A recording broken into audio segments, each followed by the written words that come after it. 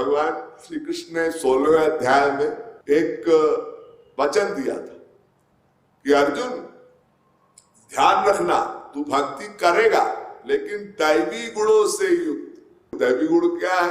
सत्य, दया, अहिंसा। गीता में भी बहुत इसका बड़ी व्याख्या है। दैवी संपत्ति मोक्षाय निबंधासुरी मता। हे अर्जुन, दैवी गुणों से युक्त होते हैं वो माया से निवृत्त हो पाते हैं।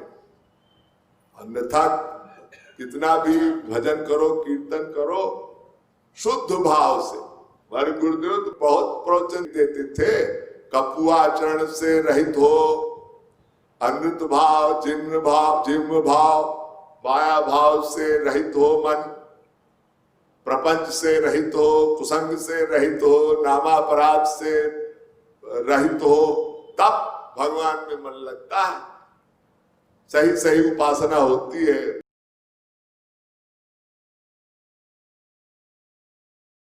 भगवान की नाभि से ब्रह्मा हुए। अब ब्रह्मा को भगवान ने ज्ञान कराया। मंगलाचरण में एक मंत्र था, प्रथम दिन ही मैंने बताया था। मैंने आप लोगों के समक्ष वो मंत्र व्यक्त किया था। तेरे ब्रह्म हृदय आदि कवये मुह्यन्ति यत् सूरया। भगवान ने ब्रह्मा के हृदय में बैठकर उसको ज्ञान कराया, वरना ब्रह्मा भी नहीं समझ सकता। और भगवान ने शक्ति प्रदान की तो उसने सृष्टि बनाई। ब्रह्मा ने सृजन किया।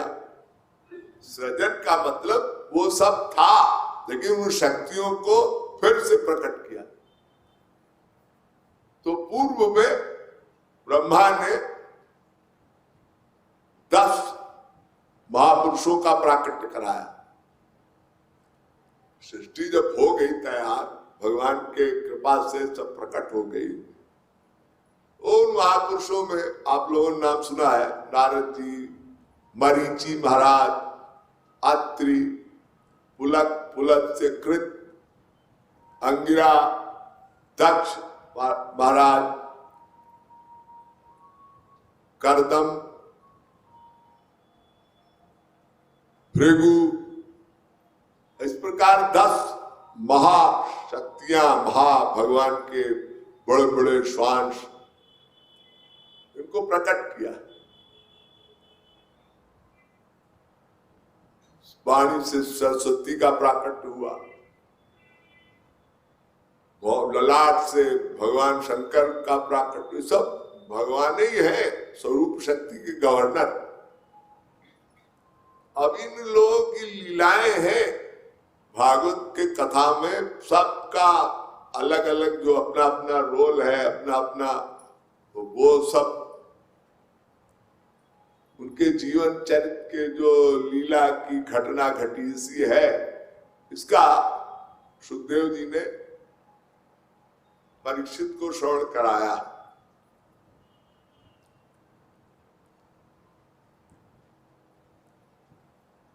कथा क्रम में परीक्षित प्रश्न करते जा रहे हैं। तृतीय स्कंध के आते आते परीक्षित ने पूछा, महाराज ये विदुर जी महाराज का प्रसंग बताएं।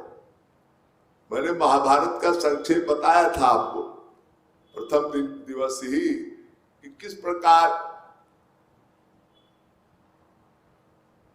महाराज शांतनु, गंगा पुत्र भीष्म, और उसके बाद जो भगवान वेदव्यास के वो जो अंबालिका से जो धृतराष्ट्र, पांडु, उसके बाद पांडु पुत्र और 100 पुत्र धृतराष्ट्र के, और ये सब, और कैसे कैसे इनका थोड़ा बहुत लीला क्रम संक्षेप में बताया था कि कुंती जी का भगवान से संवाद और भगवान का गोलोक गमन, परीक्षित का जन्म।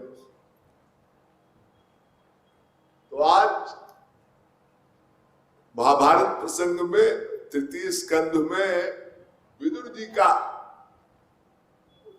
लीला का, उनके जीवन चरित्र पर कुछ प्रकाश डाले।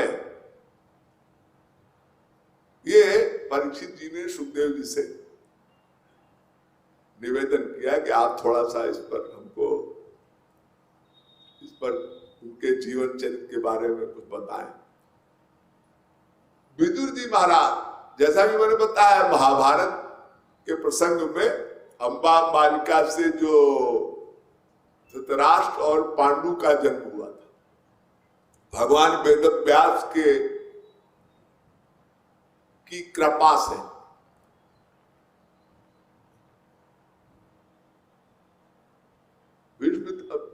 सत्यवती माता को बड़ा क्षोभ हुआ कि ये एक पुत्र तो वेदव्यास ने कहा ये पुत्र अंधा होगा और दूसरा पुत्र होगा तुम्हारा पौरुष विहीन होगा।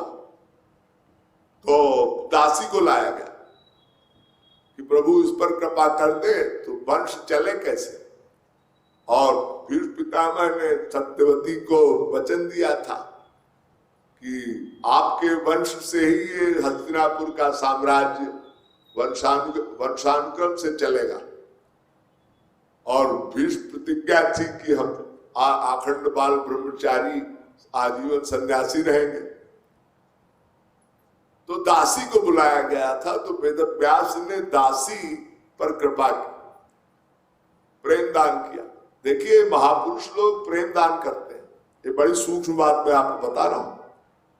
कुछ लोग ये महापुरुषों की लीला समझना बहुत कठिन है। रूप गोस्वामी ने 3 प्रकार से प्रेम दान बताया है। प्रसादा वाचिका लोकदान हृदयो हरे। कभी नेत्रों से अपनी कृपा देते हैं, कभी कान से। बहुत प्राचीन काल में महापुरुष लोग, ऋषि मुनि, अधिकारी जीवों को कान से मंत्र शक्ति के द्वारा दीक्षा देते थे। आप लोगों ने बहुत से प्रसंग सुने होंगे महापुरुषों के। और कभी कभी आपने देखा होगा हृदय से लगा के। गौरांग महाप्रभु कई बार जगाई मधाई नहीं और बड़े बड़े राक्षसों को भी पूर्व जन्म के संस्कारों से युक्त जो कुसंग में जो पढ़ के डकैत बन गए, ऐसे जगाई मधाई को गले लगा के उद्धार किया। तो यहाँ वेदव्यास जी ने दासी पुत्र विदुर का जन्म हेतु कृपा की। दासी पर ऐसी कृपा की, अपने नेत्रों से और तेज प्राप्त हुआ दासी को और विदुर जी का जन्म। इसीलिए विदुर जी प्रेम भाव से जन्मे थे। तो जो प्रेम भाव से जो जन्मा हो, तो वो व्यक्ति तो प्रेम के लिए, भक्ति के लिए ही सारे जीवन उनका जो लक्ष्य था वो हस्तिनापुर की राजनीति से पृथक भगवान श्री कृष्ण की भक्ति करके ही वो सारा जीवन यापन किए। इसलिए एक विदुर नीति कही गई है शास्त्रों में। विदुर नीति जो आध्यात्मिक गुणों से युक्त है। क्योंकि साधना और सेवा, मैंने आपको थोड़ा एक जो अभी मैंने द्वितीय स्कंध के अंत में जो साधना सेवा की बात आई थी, तो मैंने एक चीज बताना, एक बात सिद्धांत में अवशिष्ट रह गई। वो ये थी कि भगवान की भक्ति, नाम रूप लीला गुण आदि का कीर्तन हो, प्लस दैवी गुणों से युक्त हो। क्योंकि गीता में भगवान श्री कृष्ण ने 16वें अध्याय में एक वचन दिया था कि अर्जुन ध्यान रखना, तू भक्ति करेगा लेकिन दैवी गुणों से युक्त। दैवी गुण क्या है? सत्य, दया, अहिंसा, ये जो तमाम गीता में भी बहुत इसका बड़ी व्याख्या है। दैवी संपत्ति मोक्षाय निबंधासुरी मता। हे अर्जुन, दैवी गुणों से युक्त होते हैं वो माया से निवृत्त हो पाते हैं, अन्यथा कितना भी भजन करो, कीर्तन करो, शुद्ध भाव से। हमारे गुरुदेव तो बहुत प्रवचन देते थे, कपुआचरण से रहित हो, अनृत भाव, जिम्न भाव, माया भाव से रहित हो मन, प्रपंच से रहित हो, कुसंग से रहित हो, नामापराध से रहित हो, तब भगवान में मन लगता है, सही सही उपासना होती है। तो यहां विदुर जी महाराज ऐसे गृहस्थ संत थे कि बड़े दैवी गुणों से युक्त थे और वो दुर्योधन के अन्याय को सह नहीं पा रहे थे। दुर्योधन ने अनेक प्रकार से पांडवों को सताना शुरू किया। पांचों पांडवों को कभी विष दे के मारना चाहा, कभी लाक्षागृह में जलाने की योजना बनाई। तो विदुर जी भगवान श्री कृष्ण के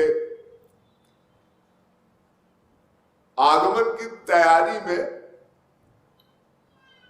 भगवान श्री कृष्ण हस्तिनापुर आ रहे थे, गांधारी और दुर्योधन और धृतराष्ट्र ने भगवान को दावतनामा भेजा था कि आप हमारे यहाँ भोजन हेतु पधारे। उसी फंक्शन में विदुर जी अपने भाई धृतराष्ट्र से बहुत विनय पूर्वक निवेदन कर रहे हैं कि भ्राताश्री, हमारा भतीजा यानी आपका पुत्र दुर्योधन ये बड़ा आतताई हो गया है और ये बेचारे पांचों पांडव ये भी आपके पुत्र के समान हैं, आपके भतीजे हैं और ये बेचारे बड़े धर्मनिष्ठ हैं पांडव, और तो कम से कम रिश्ते का, संबंध का लिहाज तो करें आप। दुर्योधन इतना आतताई हो गया कि अपने भाइयों से द्वेष करता है। संसार में भी आज कलयुग में आप देखो, भाई भाई का उत्कर्ष नहीं देख सकता। 90%, 10-5% लोग होते हैं कि हाँ, तो भाई तो ऐसे हो जाता है अगर बंटवारा हो जाए, और माता पिता संसार से जब चले जाते हैं तो भाइयों में जरूर ऐसा कोई घर मैंने नहीं देखा जहां संपत्ति के लिए द्वेषपूर्ण व्यवहार न हो भाई के भाई, संपत्ति के लिए। ये माया इतनी भयानक चीज है, कली का प्रभाव है। जैसे भाई पड़ोसी हो जाता है, बट हिस्सा संपत्ति का थोड़ा घर का वो बाप की दौलत पा जाता है कोई, तो दूसरे पर अन्याय करता है। अरे जैसे वो उसका भाई है ही नहीं, कोई सौतेला, ऐसा व्यवहार कलयुग में सगे भाई करते हैं। ये बुद्धि, ये जो कलयुग से, जैसे परीक्षित की खोपड़ी में कलयुग समा गया और शमीक मुनि के गले में सर्प डाल आए थे, आज कलयुग में यही हो रहा। ये जो झगड़ा है, पड़ोसी का झगड़ा, भारत चाइना, अरे एक बार चाइना वार हुई थी बचपन में, हमको याद है। तो वहां से फौजी लोग कह रहे चीनी हिंदी भाई भाई, और मार भयानक युद्ध हुआ था। बहुत छोटे थे, 10 साल के रहे,